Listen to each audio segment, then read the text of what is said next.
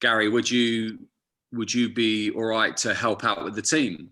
So I didn't know what that meant. I said, what do you mean? He said, well, we're not sure yet. It might be helping with Michael, or help him, or you doing it yourself or whatever. We haven't decided. So I said, well, obviously I've been at the club for 10 years at that point. So I said, look, whatever you need me to do, I'll do whatever. But listen, you sort out whatever you've got to sort out. I don't know what you're doing. But I found it a bit strange. And then that was it. Didn't hear anything on Monday. And then Tuesday, Michael, we're at the training ground. So, all the players are there. Michael Laudrup was there as well. Then he went over to the stadium because the training ground was right by the stadium. And then Hugh Jenkins rang me, said, I've just spoke to Michael. I wanna ask him if you can go in and help with the training. So in my head, I'm thinking that's madness. I said, imagine that a player, you're getting told by your chairman, a player is going to come in and help you. If I was Michael Laudrup, I'd be telling me to go, I didn't want anything to do with it. I didn't know what to do. So anyway, he'd been sacked on a Tuesday, and then Hugh Jenkins rang me that night and just said, look, can you take the team? I said, what for? I said, training and pick the team. So we had 13 games left. And to be honest with you, I wasn't even thinking, oh, this is a chance of management, or this is management, or this is coaching. I just thought I just acted like the captain, really. I've been that captain there for 10 years. So I just acted like the captain and just really, I put on the trainings, and I had to select the team, but I made it clear to the lads, listen, it's just about us coming together now, making sure as a group, but also for this club, that we get this club, safe from relegation. So we need to do that. We all have a responsibility. So I'm not going to be here stood in different clothing and wearing a tie and a suit and stuff like that, and having all these meetings with you. I said, I'm just going to train you. I'm going to show you what I think we can do. But the main part, I was just trying to still be captain. So for those 13 games, we managed to do really well. We got safe with a few games to spare. And even then, I wasn't thinking about, I just thought I had another year left on my playing contract. My mindset was to see out that year and then go probably another 2 years and play somewhere else and just maybe finish my career that way. But it was only when we got to the end of the season, Hugh Jenkins pulled me in and said, look, do you want the job? And I was 34 at the time. And I was thinking, shit, what do I do? Do I carry on playing and enjoy yourself, or do you go into management? But I think in my mind, I was like, even though I'd no experience of management, no real experience of coaching, I just thought to myself, I'm coming towards the end. Will you ever get an opportunity to manage a Premier League team? Ever. Absolutely. Knowing that I wanted to go into coaching and then into management. And I think, just asked the wife, pretended I was listening, and just went and said anyway. So so she didn't thank me for that, but then I think on the same. Yeah. So then that was it, and then they offered me the job permanently, and here I am 6 years later. So and what's I guess what a lot of people would like to say, what's the hardest part of managing modern players, in terms of now modern day millionaire players, should I say? It's a very different, so now we've got a lot of people on this call that have either been pros, but the game's very different now to what it was. I think, I'm sure you guys are all the same. The amount of conversations I have with, other managers maybe after games, or other managers that I know, and we speak, or other coaches, I'm sure you guys do all the same with all your coaches. We all scratch our heads with, the modern generation. It is different. And I think we all go on about what it was like before. And there were so many, of course, real good values in that you have to take with you. But I think I've noticed more and more, you just have to try and do it in a modern way. There's no point in fighting against it anymore. Where hard work and determination, self-motivation, desire was a given in probably the generations we came up, it's just not there anymore. And I think football's done that to itself. I think with the rewards that's given out, I think there's, the main essence of it is, which takes away those values, is the reward for not achieving. You should only receive those awards, or rewards, if you're achieving things, if you're being successful. But you don't have to be successful now in football, or what's seen as success, to achieve those rewards. And I think that's what's demotivated everything. And I think that's what football's done to itself. So the thing is, we know that, everyone knows that, but the trick now is not to fight against that anymore. I think it's to try and use that, even though at times when you're speaking with players and his motivation is only money, or his motivation is to get off his backside and get off his PlayStation or whatever it may be, rather than fighting against that, is to try and use that to your advantage. That's what I've noticed more and more that I'm having to do. Is I might say it through gritted teeth and want to give them him a slap around the head, and wake up. You need to understand what life is. I think it's more about accepting that this is the generations and the next generations and next generations are going to be, and it's using what their motivations are for the benefit of them, and rather than you trying to tell them what it was like and why these values can get you to this. And, they don't really care about that now. They're in their generation. It doesn't resonate with them. So I just try and use whatever their motivation is, even though I might not agree with it, and try and use that as in a way to not manipulate, but persuade them to bring more and produce more, and I think it's not all negative. No, I think the positive side of this generation they're much more analytical. I think they're used to coming through academies now where they've done analysis, they've done their own analysis, they've done all those sort of things, I think. So then when you're having talks with them positionally, tactically, analysis side of it and stuff like that, then that gets into their brains quicker, and because they're more used to it. Whereas the senior pros now that maybe haven't been used to that, they're not used to it. You see that they don't look at their analysis of the players or the opposition that they're playing against, that often and stuff like that. So there are a lot of positives to this generation, but I think the one thing that drives us all mad is their determination, desire, when it comes to in the heat of the battle, whether they're strong enough characters to really follow it through. So that's the battle I think we're all having as coaches. Yeah. And the last question before I open it up to the group is, I read that Jurgen Klopp said that he needs to motivate. I mean, it links into this nicely, that he needs to motivate his players. And obviously, Roy Keane, the Man United legend, says you shouldn't need to do that. So I guess, what was your take on that as a player, and did that subsequently change as a manager? Yeah, I think as a player, I agree. I have to agree with Roy Keane. For me personally, and the changing rooms that I've been in, I can't remember ever once looking at a manager feeling before a game that I need him to get me up for this game. I need him for inspiration. I need him for guidance. And that's where, when you see someone that has the knowledge and has a clear plan and a clear idea, that's where you get confidence from. But I didn't need him to motivate me to want to go out there and play football, and go out there and want to win. I think that was just in me, and it's in most of us, So I never needed him for motivation. But I said it before. I've said this a few times. Like, I think what people get confused with, they confuse motivation with commitment. So they're two totally different things. So this is what I say to players a lot when I speak with them individually or have chats with them, or as a group. I say to them that if you're a player and you're going to rely on motivation, whether that's motivation from me as a manager or coach or you yourself, I said motivation is an emotion. So you think each day you wake up and you go into work, you feel different on every day, don't you? Some days you feel like I've had a massive barney with the missus.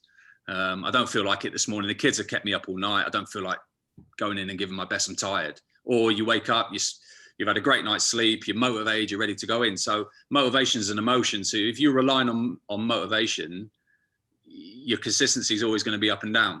And of course you need it. It's not to say that motivation isn't important. Of course it is. But if you're relying on it, is a big difference, because if you rely on motivation, then your performance will be up and down much more.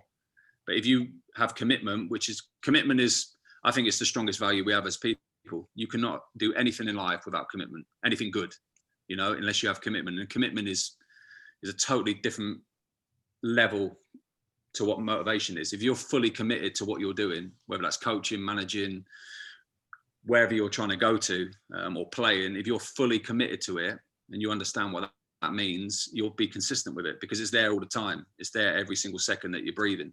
And I think that's what I try and communicate with the players. A bit more simple than what I'm saying to you, but the same principle in terms of, if the player can learn that commitment, commit to his profession, commit to what his goal is, what his dreams are, and plan that out for him, or make him see it, what that is, if he can fully commit to it and what that full commitment looks like, if he can just have that in his mind, he won't rely on motivation, because he'll know that true commitment is going to get in there. So I always try and say it to them like that. Motivation is important, you need it, but don't rely on it. Don't wake up this morning and think, I don't quite feel like it today, I need someone else to motivate me. you're going to have performances that are going to go up and down. So you're not going to reach where you want to reach. But if you're committed to it, you'll perform much more consistently, and your line should be a really consistent line. So I try and communicate that to the players and everyone around me, staff, my other coaches. Same with the coaches. I don't want them to be motivated to do it. I want them to be committed. There's a big difference. You understand? There's a big difference in motivation and commitments. That's really my main ethos when I'm speaking to players and staff and coaches and everything like that. Well, if we can all commit to commitment as much as Patrick's committing to that glass of red wine on our screen, we should be all right. All right, guys, I think that's it from the questions for me. So I guess I'll open it up and maybe go one at a time if anybody's got questions that they'd like to ask Garry. Anybody like to start us off? Anything you want, chaps. Nathan, I can see you going. Go for it. How's it going, Laurie? You all right, mate? Hi, Nathan. Okay. How's it going, Garry? You all right, mate? Yeah, good, mate.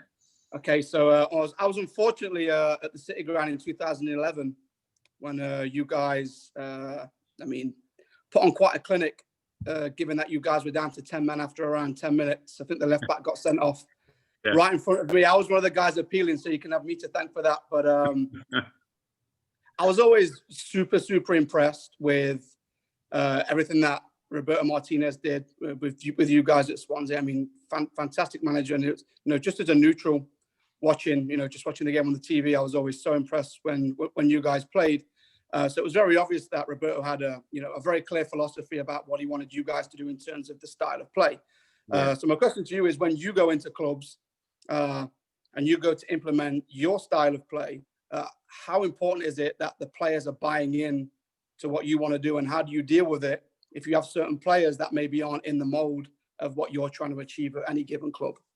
Yeah, no, it's a good question. I think my mind's changed. When I first started at Swansea, and I've been doing that for 10 years. So in my mind, I'm thinking I loved it, enjoyed it. That's going to be my philosophy. That's not exactly the same, but similar. Of course, I was a defender, so I liked a bit more the defending side of it, and stopping counter attacks. And I was much more focused on that when I was playing it. But then of course the offensive side, it was a big responsibility on us. So I think when I first started, my mind was, that's going to be my philosophy as well. I want that type of philosophy. But then obviously I had my first sacking, so I got sacked from Swansea. We had a fantastic year. We finished 8th. We've done the highest Premier League finish, most points, most goals scored, all those sort of things. Riding the crest of a wave, great. And then get my first sacking, big shock. Never been out of work for 24 years in terms of that side of it. Then went to Leeds. And then what I noticed was, because now the brutality of management and all the other managers that I spoke to after my first sacking was, you literally, the time frames you're going to get are minimal. So I've noticed really quickly that I thought the best way to do it is, if I go, unless I've got the squad, and put it simply, unless you've got the squad, so you analyse every single squad before you go in. You analyse every single player, as much of the youth set up as well as you can do, and then you try and make a judgment call on whether you think that group can deliver your style. If they can, great, but that's very, very rare. What I've noticed in my position in the clubs that I've been in, very, very rare that I've had a squad to go into, because you've got to remember, most of the time you're going into a squad when you get a job. Most of the time it'll be a squad that's in trouble or there's problems at that club. So you either have a group that's been put together by 3 or 4 managers and it's a mixed match, or you'll have a group that's been put together by maybe one manager that's been there for 2 or 3 years. So they're used to one style of play. So I noticed very quickly that analyze the squad really, really well. That was really important. And then make a judgment call. Can they play the way that I want them to play ultimately? If they can, great. If they can't, I have to adapt to them. So what I've done in the clubs is I've analysed the squads.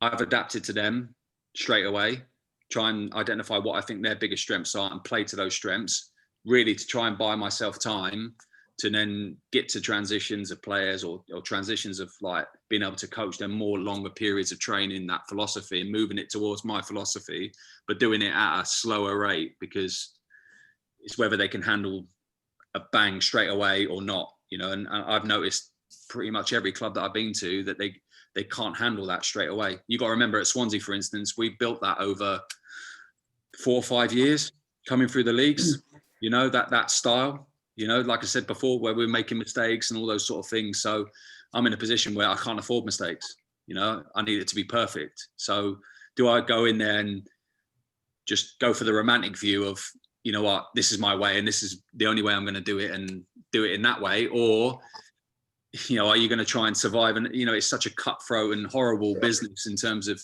a manager now getting, you know, the sackings. And I've said it before, if you don't win in 5 games, for instance, your head's on the block already. Yeah. You know, 5 games, you can play 5 games in a week and a half. And yet in a week and a half, if you can easily have a bad week. We all have a bad week. But the main thing, what I'm saying is I go in every club I've been in so far, I've analysed them, they're not going to be able to do it exactly how I need them to do it because we haven't got the players. I adapt to them. And then I slowly, try and move them more towards, you know, more expansive way. Some have moved quicker than others. Some have been more advanced than others. But yeah, I've noticed that that's probably the main thing that I have to do as a manager in the clubs that I've been at or I've experienced anyway. Cool. Appreciate it, mate. Cheers, Nate. We've got a question now, probably from the most unpopular man on the call because he's a referee. Gus Oliveri. Hey, how you doing, guys? I have a question about, you guys mentioned before how the sport been changing. I want to know first, for your experience, how important are the youth coach in this era right now? And follow up is, with all this behave, how important you see once you have a kid that has a talent, but he has the worst behave, how you can deal with that situation with no affecting his career if he's really a good, you know, player? Yeah. I think the first question, so in terms of how important, was it how important youth coaches are at this stage? Yes. Yes. I think, well, every club I ever go to, I've always used youth players. I've always tried to promote youth players into the first team under all circumstances. So one of the first conversations I have at a club, of course, you speak with the owners and you speak with whoever that is and, you know, the first team environment. But within the first 2 days that I'm at a football club, I make sure that I speak with, you know, the academy coach or the head coach or the academy coach, and then, or whoever it may be in terms of, if over here it's under 23s coaches, under 18s coaches, especially that age group or those 2 age groups. And then, get a detailed conversation with them, try and get them to put some sort of presentation on their players to me. And really, I think at that stage, you're really just going off what they're thinking. Do you know what I mean? And what their experience of their players are, who they think is ready enough, who they think can train with us. I constantly have, every single day, I have youth team players training with me. I've done that from the start. And then, if I think they're good enough or they're at a level or that coach, you know, thinks that he's going to be at a level where he can at least train with the first team, he's good enough to handle that side of it. I have them straight with me and keep them with me, and then try and progress them myself for that last step. So I've given a lot of debuts as youth team players. So in terms of the importance of youth coaches at those stages, hugely important. I make a real conscious decision to speak with those guys within the first few days, and then try and build that relationship ongoing at the clubs. Even if I'm only there for a short period, within the first day or two, I'm already straight. I might even speak to them, on that first day after you've done all the rubbish stuff with the media. I'll go and try and seek out the academy coach and all that side of it, and try and get a gauge straight away on what the youths are. So they play a massive role in my life, in terms of my career as a manager. They've played a huge role. So I always like to try and go straight for that. And then your second question, if you had basically what you're saying is, if you had a really talented young player, but his attitude was poor, is that what you mean? Yeah, you know, let's say that you have the next Balotelli in your squad. How do you deal with that? Leave the club. It's easier. No, I think there's many things you try with them. I think you try and like sometimes you're like their parents, really, aren't you? You try and, I think you just try and advise them and guide them as much as you can, and without overbearing them. I've had it before. I've had a youth player, or 19, 20-year-old, super talented, bit off the rails, bit of bit of a Jack the Lad.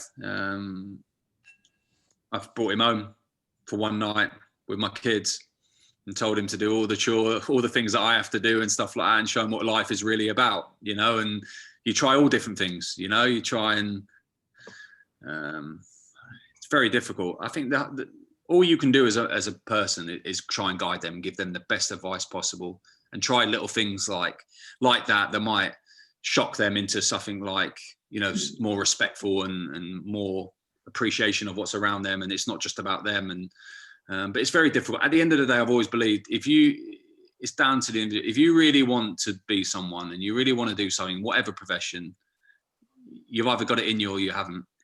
And if you can give them the best advice possible for them to try and achieve it, and they take it on or don't, it's going to be their choice in the end. But what I do notice a lot now on that point is, as a manager now, it's more to do with the influence around them. I think it's more to do with the parents or the agent or the brothers or the uncles that a lot of these young lads have around them, that actually is actually making a worse influence on them than the actual kid itself. Because most of those kids that are a bit of a rogue, super talented, but a bit of a rogue, when you get them one-on-one and you actually speak with them, they're actually really, really good people. You know, the majority of them are. But I think what happens is when they go away and they go back into their environment, the advice that they're getting is just terrible. I've had I remember recruiting a young player. I think it was at Middlesbrough or Leeds. I can't remember now. Yeah, it was Leeds. And his father come with him. So I always think that's great. I always try and get the parents to come, and if I'm speaking to a younger player, to try and bring him to the club.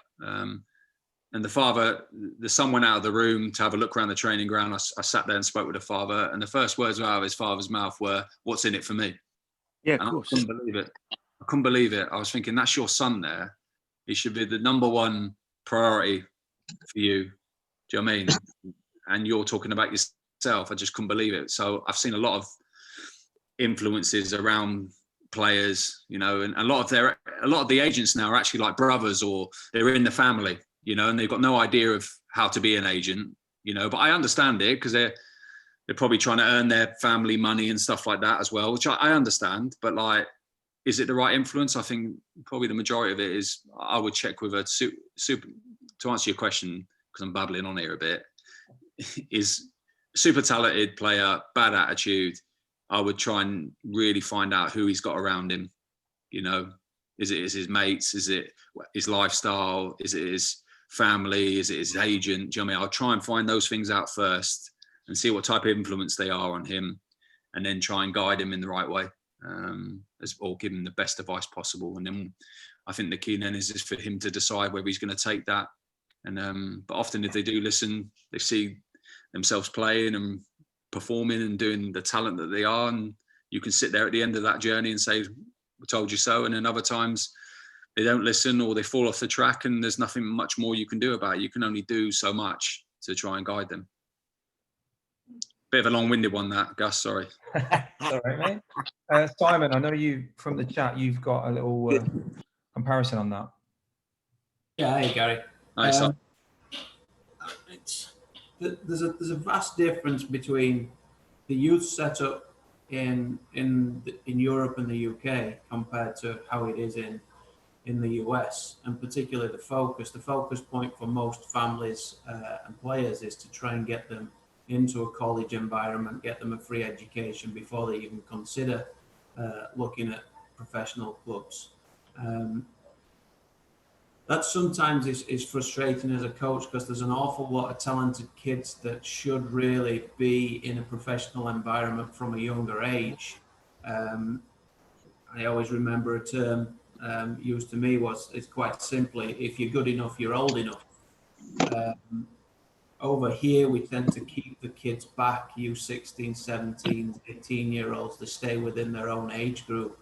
And then they potentially go off to college to have a college career, and then may get drafted into the MLS at 2021, which for most professionals, I bet, look at yourself, you've probably been a professional for nearly 4 or 5 years by the time you get to 21-year-old. and being in and around the senior pros. What's your view on getting the younger kids in and around with senior professionals at a younger age, getting them to learn the intricacies of being a pro and that? Because it's different being around men as opposed to staying around your youth environment. Yeah, I think you're 100% right. I think that's exactly why I do what, when I said earlier, when I go into a club and within the first day or two, I go straight to the youth coaches and ask them. And at that stage, it's more about their opinion of who they think's ready or who they think they would like to promote, who's been doing well, who deserves it. And I put them straight into the trainings from the very get-go.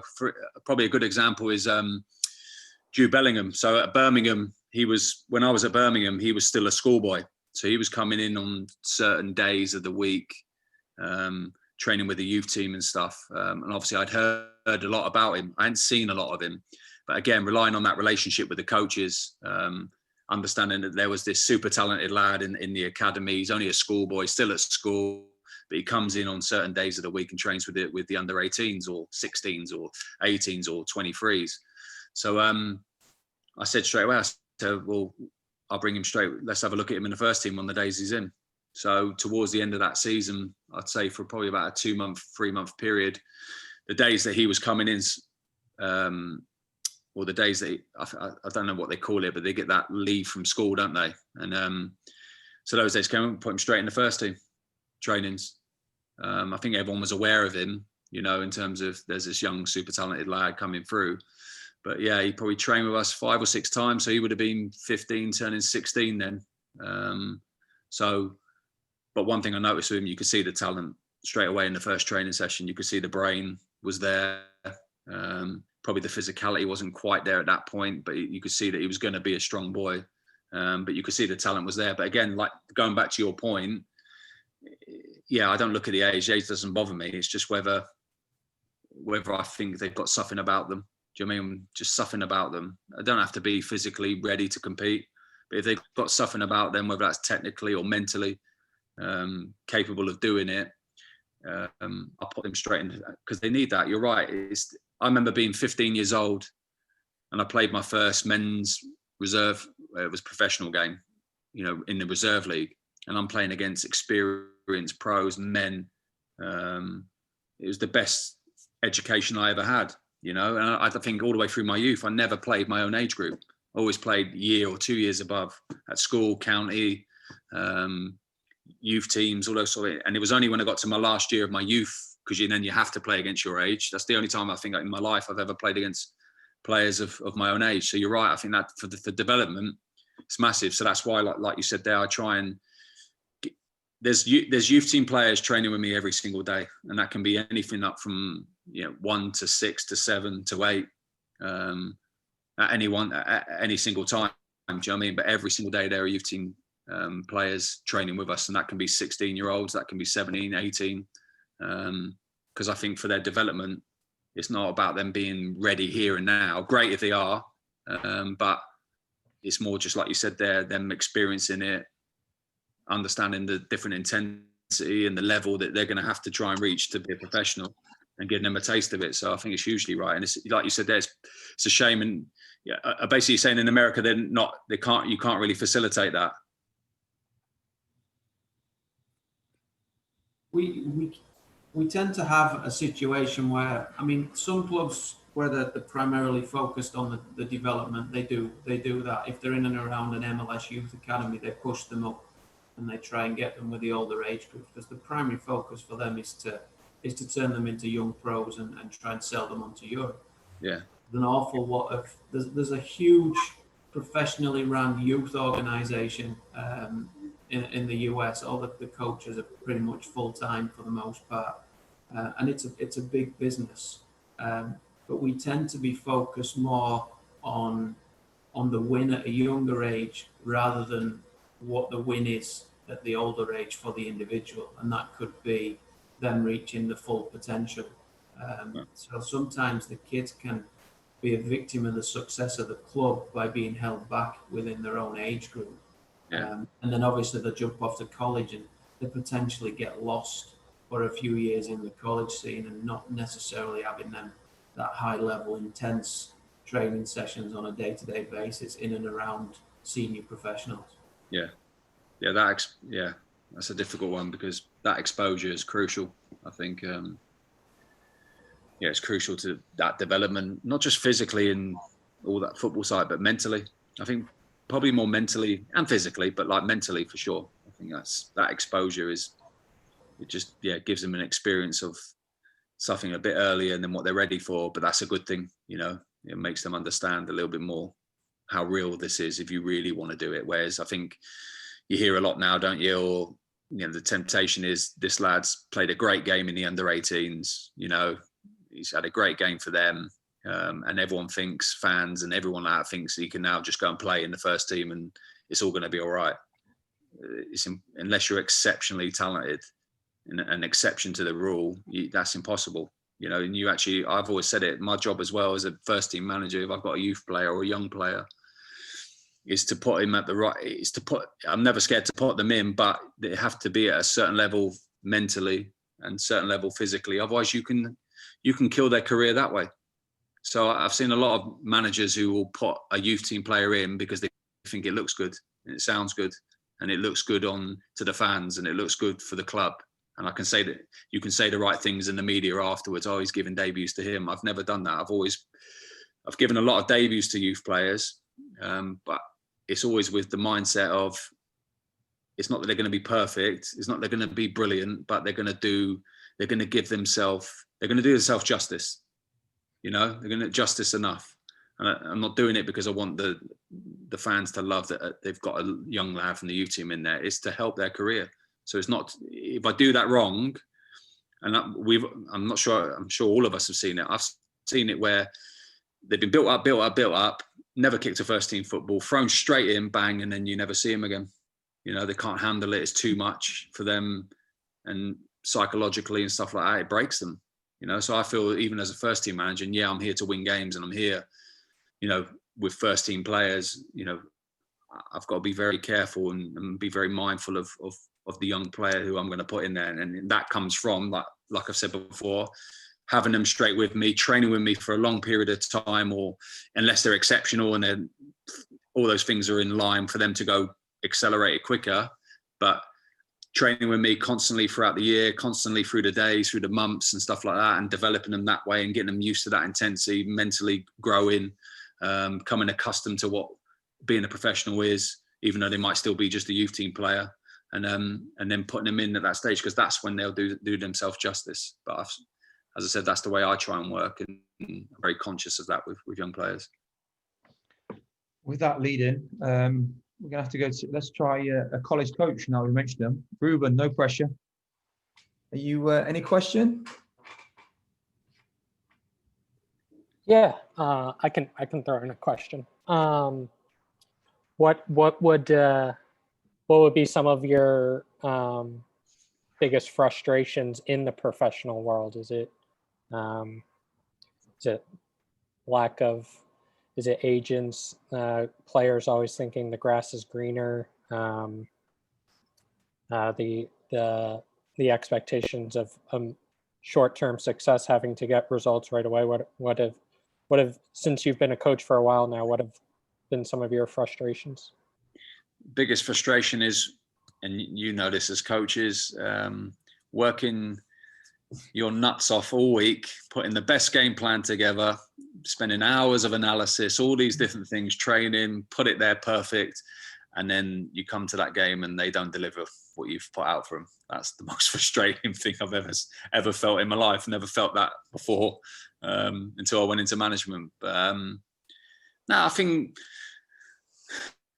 management's just a roller coaster. I think there's so much negative out there. I think there's not just in football, but I think in the world right now, and the way the world's moving and all these sort of things and opinions and social media and all these things, there's so much negative that can be taken on board for yourself as a coach or a manager, maybe in a spotlight or whatever it is to try and navigate through that and find some happiness. So what makes you happy? What makes me happy? It's being out there on the grass with the players for that 2 hours or 3 hours or whatever it may be on that day. It's kind of like my happiness, you're training with them, you're trying to develop them, you're trying to help them, you're trying to put a game plan together, you're trying to win the game at the weekend while still trying to focus on what's coming, the game after or the game after and stuff like that. I think to find your happiness in it. I enjoy analysis, I enjoy working with my staff, and I think I try and negate the negatives. They're there, of course they are, we're all human, we all take them on board. But I think it's just knowing what's important or not in your life. And I think once you know that, I think there's no worse critic than yourself. I think we probably all feel that, same as a coach. No one can criticize us any more than ourselves. So someone on social media who doesn't know me or just throws a throwaway comment and calls you all these things and stuff like that, is that really going to affect my life? No. Even if it did affect other things, I can't control that. I just control what I can control, and that's trying to organise myself, my personality, and everything I can for that team to win, and for me to win, and for my staff to win, and for that club to win. And I think that's really what I just focus on, and try and drown out that negative side of it. But we're all human. Of course, I listen to it, I read it, I see it, but I don't let it make me lose my focus, because I just know that that's management now. That is what it is. It's not the way I like it. It's not the way I want it to be. I've said it many times. If you see me past the age of 60 doing this job, you've got permission to shoot me in the head. But well, I think that's more the missus that would do that. But no, I just try and find the best part of it, always trying to find enjoyment in that day. You might have 23 hours that are shit, but that 1 hour that's good is worth probably the 23 hours of shit. That's how I kind of approach it, really. Good question, Ruben. Got a couple on the chat, guys. We got one from Ross. He's got a game management question for you. What are you or your staff looking for in the first half leading into half time? And do you have a formula or template for recording that data to then identify needed changes or areas to double down going into the second half? I think it's a hell of a question. That's a real tactical question. Yeah, I just wing it and think, fucking hell, or whatever. No, I think you have your game plan, don't you? And you analyse the opposition. You kind of know what their strengths and weaknesses are, and obviously your game plan is there. So you're hoping your team follows that game plan, delivers it at a level that, you know, should win you the game. I've said it all the time. The team that can focus on their game plan the best and deliver it the most in the game will win, have the better chances of winning. If you get two teams that have as much will and as much determination to deliver their game plans, then what will win that game is quality. Which team has the more quality or that moment of quality? But the majority of times in most games, the Championship, for instance, very even games, very even squads, really. There's not many teams that blow anyone away. Anyone can beat anyone. I said it all before, if you can focus on that game plan and deliver it the best, whoever does that the best out of the two teams often wins. So we just try and follow our game plan. We have certain strategies set up in case something happens in that half where we lose men, we lose a man or they lose a man. We have all those different strategies and stuff like that. We have strategies for like maybe the first 10 minutes of a game, whether that's certain teams, if we feel they're weaker defensively with the ball, we press. If they've got big threats going forward, you know, we analyze everything. We just try and give a simple game plan. The first 10 minutes, this is what we're going to do. We're going to press, or we're going to play the second line, or we can build it up to put a foothold in the game, and then see how that goes from there. And then at half time, really, you're just judging it off how that game plan's going in the first half. What tweaks need to be made. What I often do at half times is, so I'll make my assessment of what I think the first half, what needs to be tweaked, and I try and keep it to 2 to 3 things maximum. One thing defensively, one thing offensively. All the little details, you know, you can say about this, you know, you might want to say to this player about his throw-ins, or you might want to say to this other player about his runs behind, or this defensive player that he needs to, you know, track his 1v1 or whatever it is. I leave that to the coaches. We have a discussion, and I'd say to the coaches, right, after I've spoken, you can go and have those little individual chats. But I just try and keep it to 2 things, really. One defensive, one offensive. Those 2 things are the most things that they're going to remember from my chat. If I start talking about 5, 6, 7 different things, it's just going to get bypassed. They forget the first thing, they forget the second thing. So I just try and keep it one fundamental thing defensively and one fundamental thing offensively. Occasionally it might be two defensively and one offensive, or one defensive and two offensive, but real just fundamentals that we need to get right, or keep doing, or do it better for that second half. And often what I'll do is I'll have that written out to when the players arrive back in the changing room at half time, they have those bullet points already up on the board. I won't even be in the room. I give them 5 minutes. With, you know, me and my staff, we give them 5 minutes. But often I'll put that up in the room, so they're already starting to think about it. They would go, they come in, they read it. They can see they're the points I'm going to talk about it. So they're already talking about them, those points. They might already recognise what I'm going to say. But that's the whole point of them starting to recognise it. And then I'll come in and I'll just make those points sharp, short, whether that needs to be delivered in a more harsher way or a softer way, or, you know, I work that out depending on who it is, you know, or what's needed for that particular point. And then, yeah, and then the coaches, after I've spoken, will go and give those little individual pointers that certain individuals might need from something that we saw in the first half. So that's really where I try and strategize it or react to what's going on. Thanks, mate. Good question, Ross. I've got Patrick on. He's put his hand on. Well, just go for the last few questions. I'm just conscious of Gary's time. No, it's okay. Patrick, go shoot. Fire away. Can you hear me? We can hear you, but we can't see you. It's not a bad thing. This Where you gone, Patrick? You're in the pub. Hey, Gary, this is brilliant. I love it. This is first and foremost, I think you've done brilliant. Secondarily, how does the board of the club that you work with, so you go to Swansea, right? How much confidence do you have in the board to help you? What do you want from them to make sure that the next 5 years of your career are going to be right on? You know, I mean, surely the board has to be involved, and how do you discuss it with them to make sure that things are going to work out? Yeah, that's a good question. I think I've had various conversation with chairmans and owners and boards now. I've had a variety of different, so many different facets. It's like culturally, I've had different cultures. I've had Italian, I've had Chinese, Thai, English, Welsh. And they've obviously cultural differences are massive. For instance, like Chinese culture, I'm sure you guys are aware, but very much a hierarchy system, very much about not questioning the guy that's above you. Do you know what I mean? So that's always very difficult. You know, Birmingham, that was difficult to manage.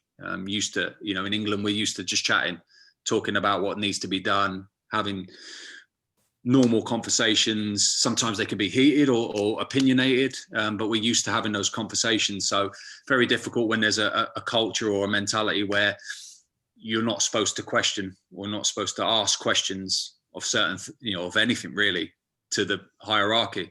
So that was always very difficult there.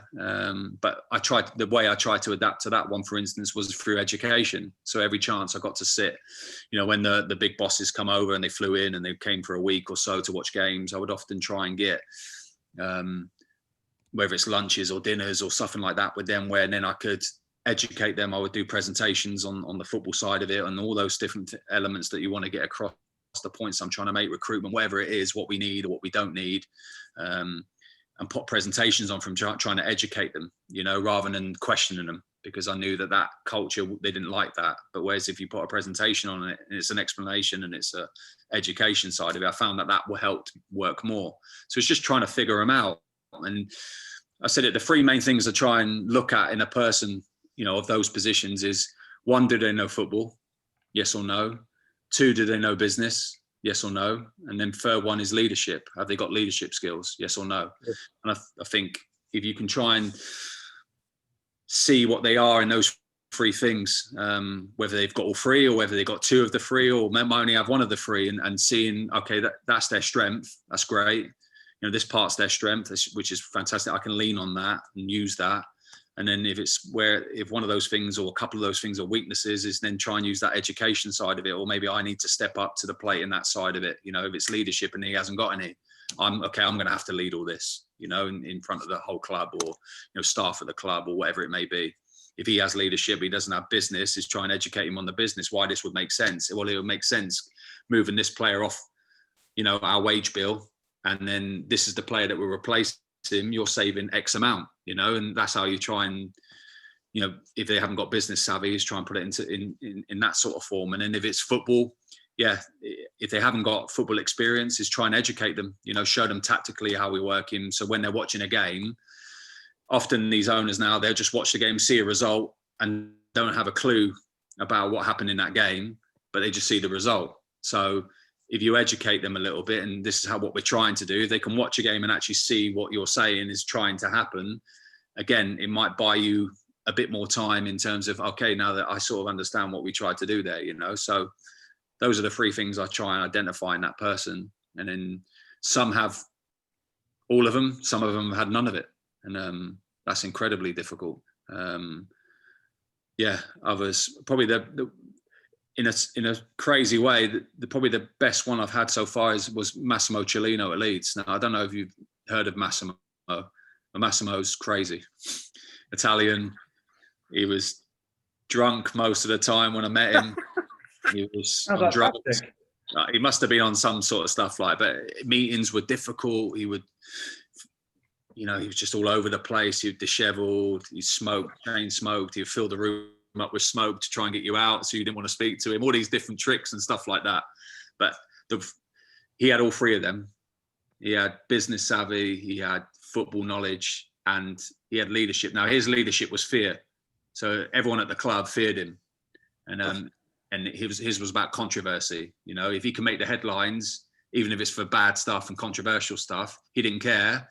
Because it was going to be, in the news, but his leadership was fear. But still, I respected him because even though I didn't like that style, I didn't like the way that he was, in his leadership, it was still strong leadership, so he has a quality of leadership. And then his business savvy was very clever wise, and football wise, he was very experienced. You could actually talk to him about football. You'd actually understand. He didn't know everything, but he knew what tactics meant and what you were trying to do. So he's probably the best one I worked for, but the craziest. So it was I learned a lot. I loved it. He'd ring me at 3 a.m. and he was very superstitious. He'd ring me at 3 a.m. and ask me about the game. And I'm thinking, oh my God, I'm just, I'm in bed with the kids next to me or something like that. It's 3 a.m. and he wants to talk for 2 hours about the game or one thing about the game. And it's just stuff like that. But he would be like, no, if you didn't answer the phone or you didn't ring him back, he'd say, like superstition would say, oh, something's wrong with Garry. Something's going to go wrong. He didn't like the colour purple. I think he weed in all 4 corners of the ground. He used to smoke like a certain cigarette before a game. He didn't like the number 7. It was all these crazy stuff. But out of those 3 things that I mentioned, he had the best. He was the best at it. Some of them have had none of that. So it's all just about, sorry, again, long-winded, but to go back to you is you have to try and assess who you're dealing with, try and work them out. Is it culturally? Is it, and those 3 things I think help a lot in terms of understanding the person from a football point of view and what you need to do and what you need from them, and how you can go about trying to build that relationship. Yeah, brilliant. Good. Right, guys, just before we go on, there's a couple of questions, but they're heading towards the youth in particular. So I guess, the last proper question from me before we just quickly ask them is about what you're doing now. So why we're here today, soccer profile, etc. So some people on this call are aware of it, but I just wonder if you'd be able to, we're not going to delve too deep because we're going to send some stuff afterwards now, but just linking into this stuff really, I guess, would you be able to just give a quick kind of overview of the gap that you saw, your idea, how it happened and actually what's happening, if that's all right? Yeah, no, look, I think, soccer profile is something that myself and my brother Stuart, we put together, and it's been, quite a process. We've done it as diligently as possible as we can, 6 or 7 years of sort of researching and understanding. I think the main part of it, soccer profile basically is a measurement tool for the, technical capabilities of a player. I think that came about between me and my brother where, Stu obviously done a lot of coaching at those youth levels. And obviously I was going through my coaching badges at the time. And we both said, I remember doing my coaching badges and Stu coming from, the one question that all coaches and parents and, that difference of opinion was, on terms of where their players, you know, whereabouts technically are their players. And there would often be an argument between the coaches, or how do we even measure that? How do we even know that that's the level that they're at? We can see with our eye, but that's an opinion, you know, and that's where that came in. So in terms of me and my brother, we just said, how can we put something that, you know, together where you can actually measure, you know, give yourself a chance as a coach or a parent or a player himself, you know, where he can actually see where he's at himself, or whether that's compared to his teammates, or whether that's compared to a player in his position at another club or at a top academy in Europe. You know, if you're a 14-year-old that plays for a local town that's got aspirations to be professional, you know, can he measure himself to where someone that's a professional elite academy, and see where he's at in terms of, is it passing, is it shooting, is it ball mastery, is it, you know, it's all those types of things. So we started to, you know, that was always a question that came up to us, you know, well, that's great, we all have an opinion, but how do we see it? So that's where Soccer Profile comes from. It's basically a different levels of assessments on technical abilities of players, and each levels go up and more challenging, and then being able to compute that into a system where you can actually see it and reference it and compare that in your teams, you know, whether that's your team or that's your club or across Europe in terms of top academies, and really it gives you information basically where you can see as a coach or a player or a parent, whoever it may be, and see exactly where your son is or your daughter, or, you know, in terms of where they are in their technical capabilities. That's basically the short end of it. No, that's all right. That's good. I just before we go into the youth stuff, I think almost everybody on this call was aware of Soccer Profile before, but for those that weren't, just to have a bit of a, you know, inside information on it. We'll send some stuff out afterwards on that, but that's a really good kind of summary. Thanks, mate. It leads us into the youth question from Brian. What should a young American player do if he desires to play in Europe? What are the steps they should take? Hire an agent, submit his resume, etc. I guess probably take the American out of that, because we know that the passport situation, etc., etc. But, you know, you're a young kid, you want to get into the pro game. You know, from a manager's perspective, how's that managed? How's that? How does that become a real thing? Again, it's difficult to just say it's this, and this. I think you know yourselves.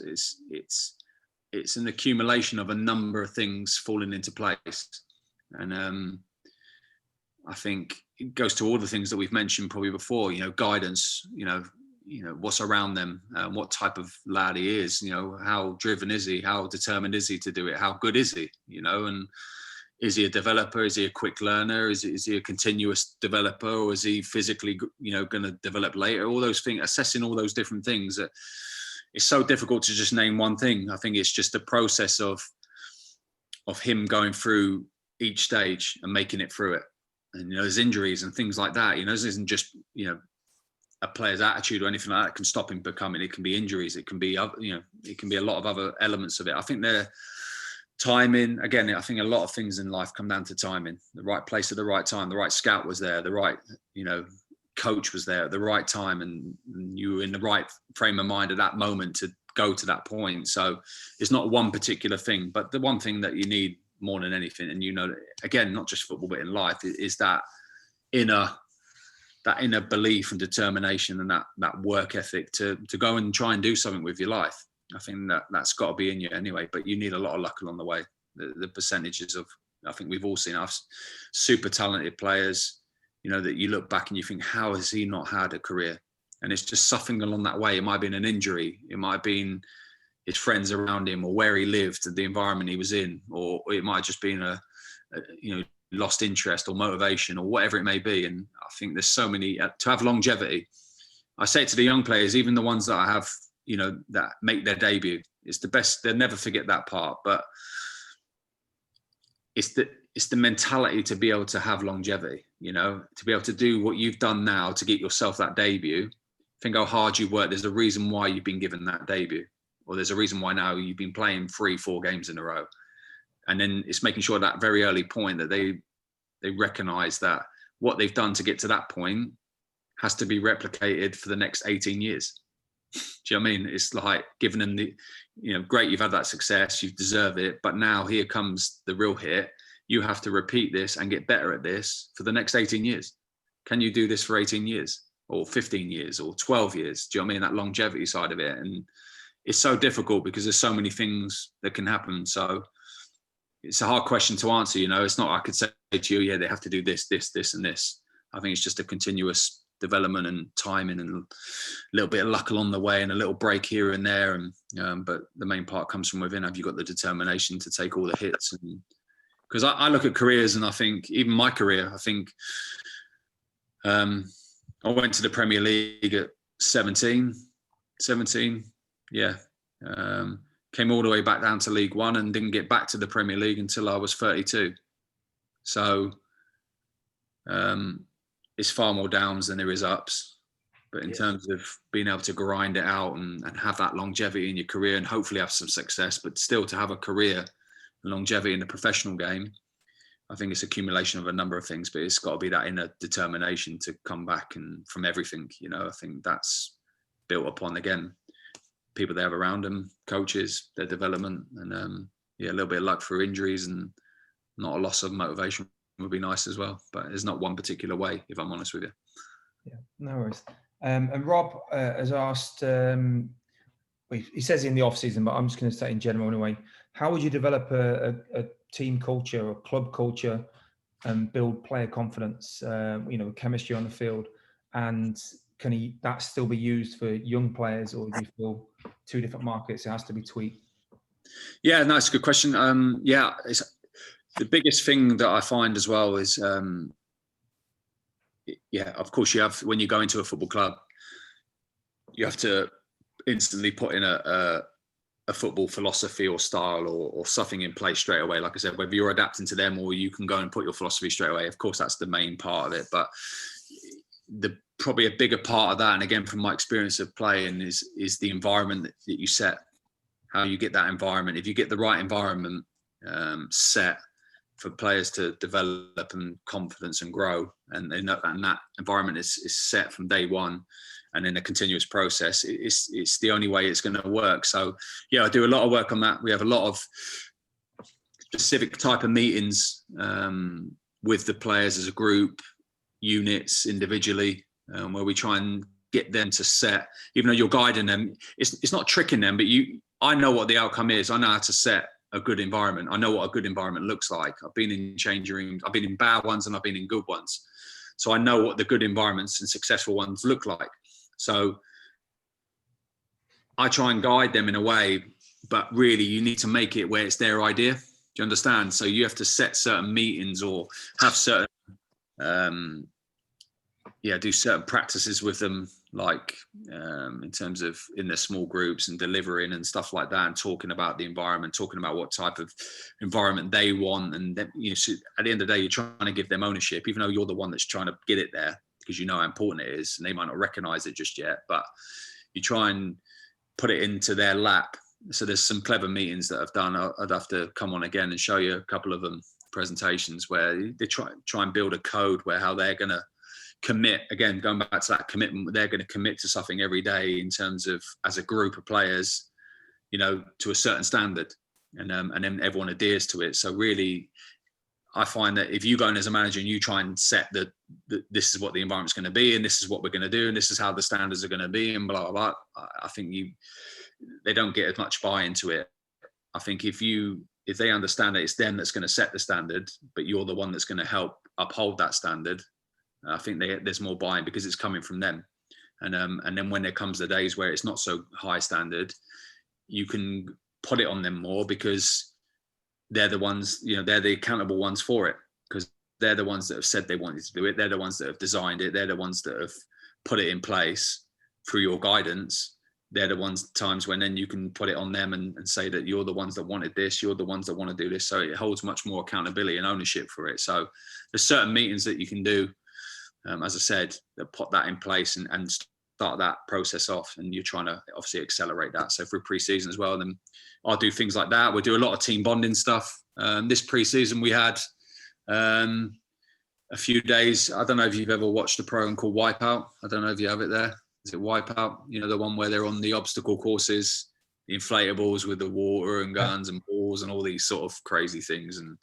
But the one thing I always do is whatever day that we have away from football, So a totally different activity. I always put competition, has to be competition.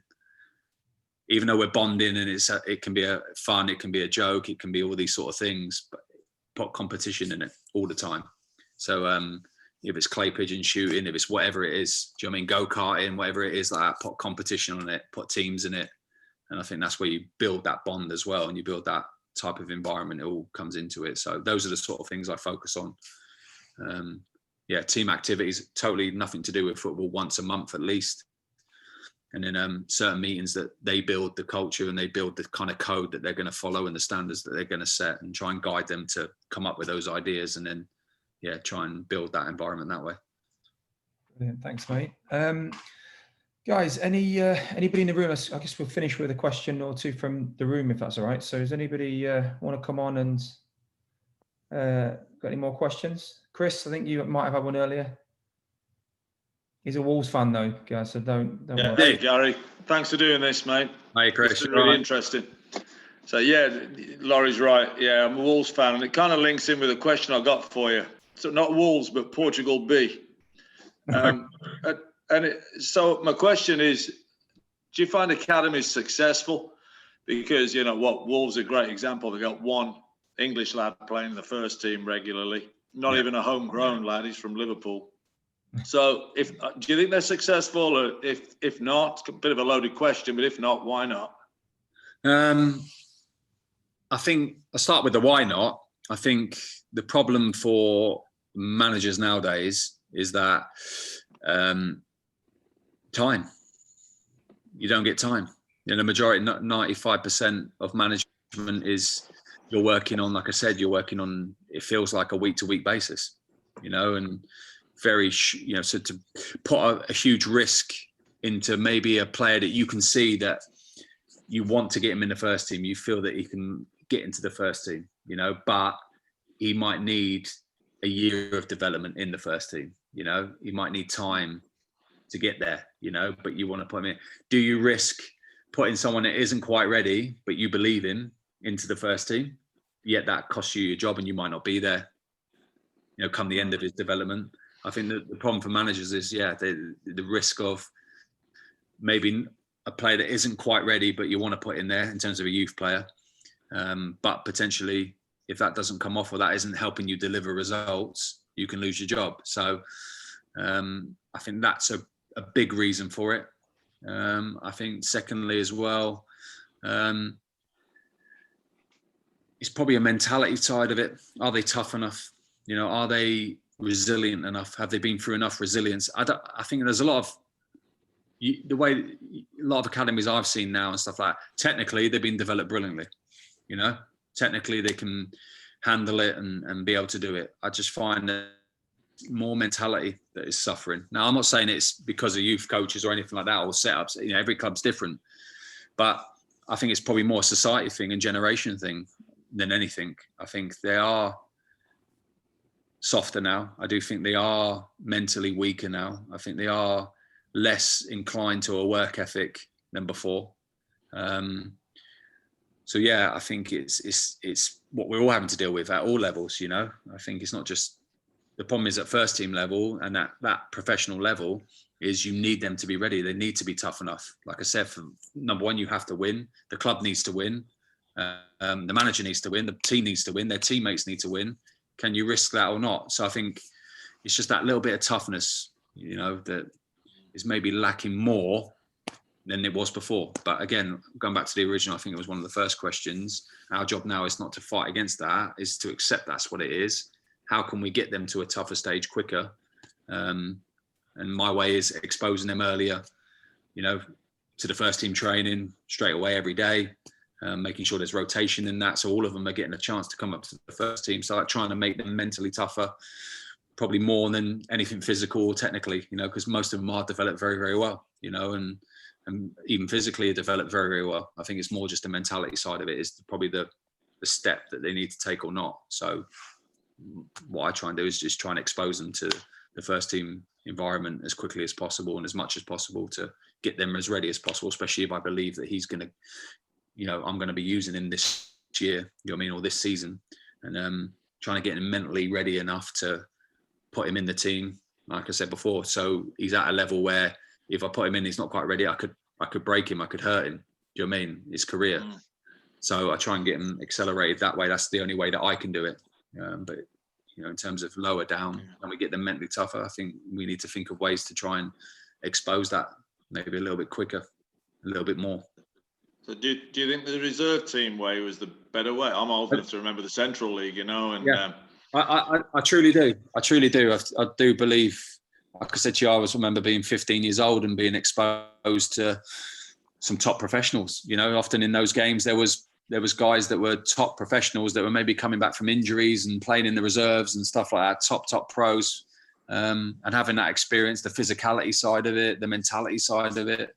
Yeah, I do believe that youth against youth, I think you often go and watch games and it can be a really great technical game, but there's something about that hustle and bustle side of it, that physicality side of it, that tackle, that, those tricks of experienced pros who know how to block you, who know how to stop those runs, who know how to put a tackle in when, in a certain way and stuff like that. I think those are the things that toughen you up. And I think, maybe, at Birmingham, again, I go back to my time at Birmingham. I had the same conversation with the youth coaches there about exactly as we're having now and what we decided to do with the 23. So the 23s is often made up of the 18 and 19, 17-year-olds as well. So we were trying to get arranged, even though they were playing in the league, we were trying to arrange as much as possible against non-league sides around the area, as much as possible, trying to get at least once a week. So they'd play their youth team game against their own age groups on let's say the Monday or Saturday morning or whatever it may be. And then we'd try and get a game against a men's non-league team to try and expose them to that physicality, that all those things that I just mentioned against senior pros. And I think, again, in a short period of time, the benefit of that, you could see it in them, in the players. And then they'd come and train with the first team, and it was like they were growing up, becoming men overnight. Do you know what I mean? With each game, it was like they were becoming more and more men overnight, and I think that kind of, in my mind, it was like that's proof of that exposure as early as possible is so much needed now. I think there's been a lot of debate about that over here for quite some time about bringing back those type of leagues, but we have to see that in the hands of the authorities, isn't it? Yeah, thanks, Gary.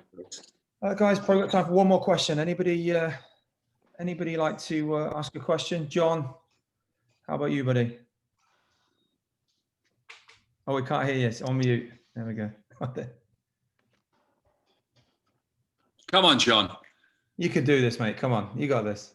Come on, Johnny. We can't hear you yet, mate.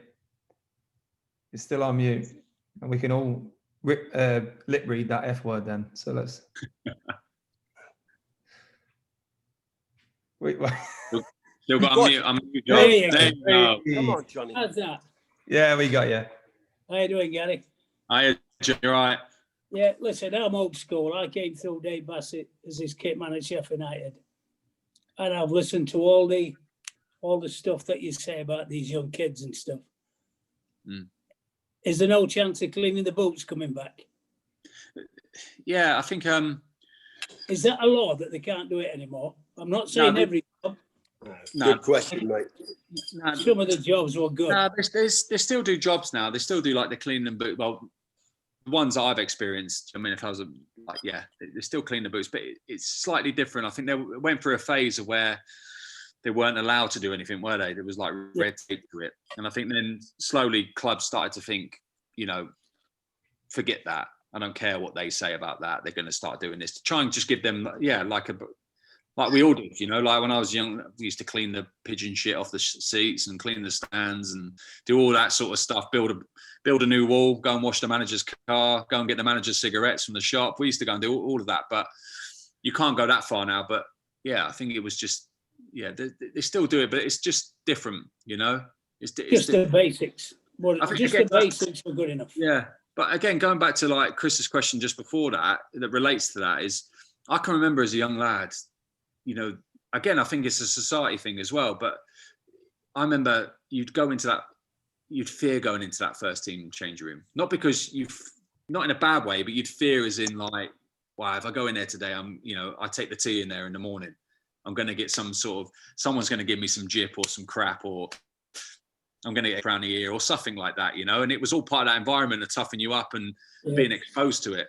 And I think whereas nowadays, I remember a couple of clubs, I've walked down the corridor and obviously the manager now, you're the manager of the football club.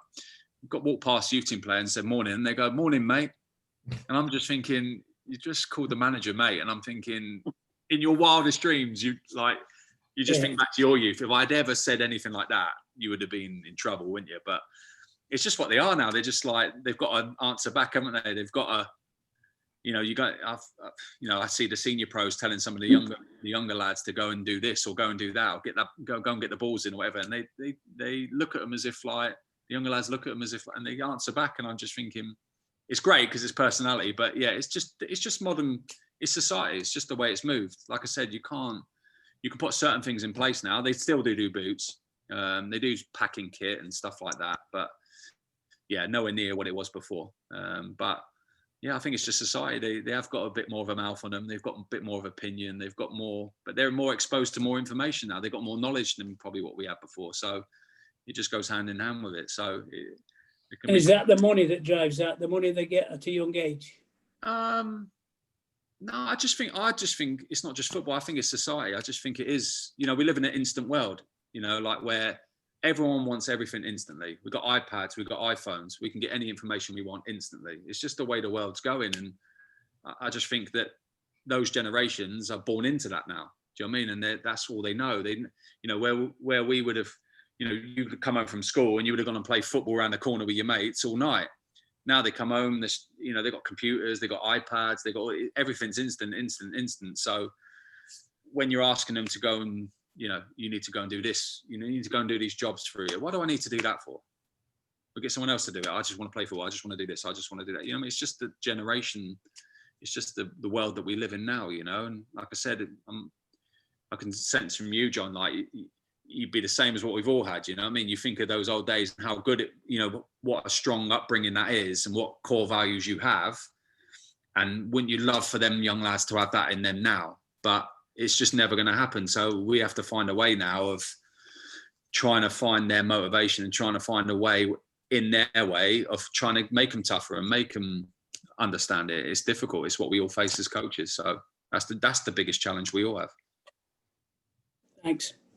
Thanks, mate. Just to put it into context, John's in his own words, is old school, but it still works. His team was national champions in the last few years, so which is an unbelievable fate, to reach that level. So, there's boys and girls, Laurie. I know you like to show off, John. Boys and girls. But John, I think, but going back to your point, like, of course, there's definitely a place for it, but that old school kind of like way and how it is, you have to build them up first to a certain level to know that they can handle that. Yep. Is that how you deal with it? Yeah. Right. From when you get them when they're young, and you give them, you can have fun with it. Yeah. But if you tell them it's Monday, even if it's a Sunday, and they still get that message. Yeah. Yeah. But if the training's fun and happy and enjoyable, they'll do anything for you, kids. Yeah. So you try and get that balance, but it's like, it's at that senior level, professional level, like you said there, it's becoming a lot harder. Like you said, they do have the money, they do have the rewards. I think the need to be in, where it was always you had to get into the first team, you had to be playing to earn that appearance money or that bonus or that thing that's going to pay that bill that week. That's not there anymore. And you're right. It's like at this level, some of them are happy not to play. They can be happy not playing. It doesn't bother them. So, like I said, the challenge is to find a way to try and get that out of them. It's difficult. It's becoming a lot more. I think as the generations go on and on and on, the trick will be is trying to find, us adapting to them. Do you know what I mean? But hey, Garry, would you ever contemplate coming over here and coaching? Yeah. Do you know what? It's funny. Even before I went into management, in my head, I was thinking, I'd love to go to America and play. Do you know what I mean? I'd love to go to America and play and just experience that. And then I remember my dad saying to me when I took over at Swansea, I don't know why he said it. He said to me, he goes, one day you'll end up in America. And that was like 6 years ago. He goes, one day you'll end up in America like that. And I said, why'd you say that for? He goes, I don't know. I just got a feeling like that. So it's definitely something that I want to do, whether that's now or later. Or I think, my priority is my main aim. My number one aim is to be here. Do you know what I mean? I want to want to finish and want to try and accomplish here. But I'm very open-minded all the time, and I think at the end of the day, whatever's presented in front of you and it feels good and it feels right, I want to go and get that experience. I want to go abroad. I want to go to different cultures and stuff like that. I don't just want to be an English manager that's just managed in England, I've got things I want to do and want to try and achieve, but I want to go and experience culture. Like I said, find that enjoyment. Over here, it's so intense, and like I said before, I don't think over here it's something that I want to be doing for 20 years, the next 20 years. Do you know what I mean? I just think it's becoming really, really brutal, this job over here. And not that it isn't in other countries and even in America, but I want to go and try and find different experiences and enjoyment. Garry, listen, I talked to my dad tonight. He's 86. And God bless him. And he, was the longest serving manager at Bristol City for 13 years. Yeah. Was at Fulham, managed in America, managed in Greece, managed in the Arab Emirates. And to me, managers who are ex-players, and you've been an ex-player, you've been a manager, and you've done amazing. How you became a player and how you transitioned into a manager. You're one of the few people who really did an amazing. Now, what's next? So you're still a manager. So how do you get these younger players to really buy into your philosophy, and how does it work? Whether it's in America, whether it's in Saudi Arabia, whether it's in Europe, and it's amazing how it's gonna work with the World Cup going in Qatar. Yeah. And I listened to what you're saying tonight, and it's been great, by the way. And I just hope people like yourselves do come here, because this country needs people like you to come over here and show the passion and show where the game is going to evolve. Yeah.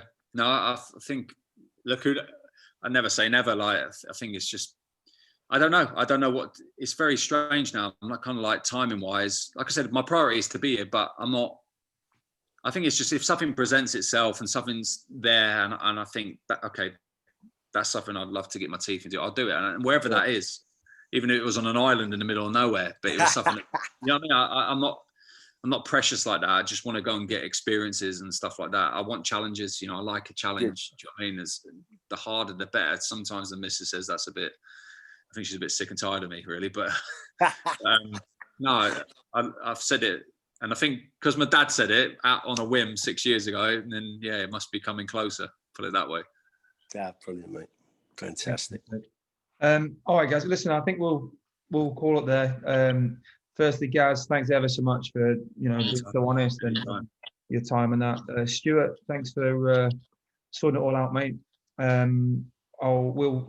Stuart will be in touch in the next few days anyway with the clubs involved here and the coaches with some more details on the soccer profile. But for me, thanks guys. Thanks ever so much for your time. And thanks a lot. Pleasure, lads. Yeah. Thank you very much. Thanks for having me. Merry Christmas, all of you. Thanks, Merry Christmas. Brilliant. Thank you so much. You take care, yeah. Thank you, Laurie.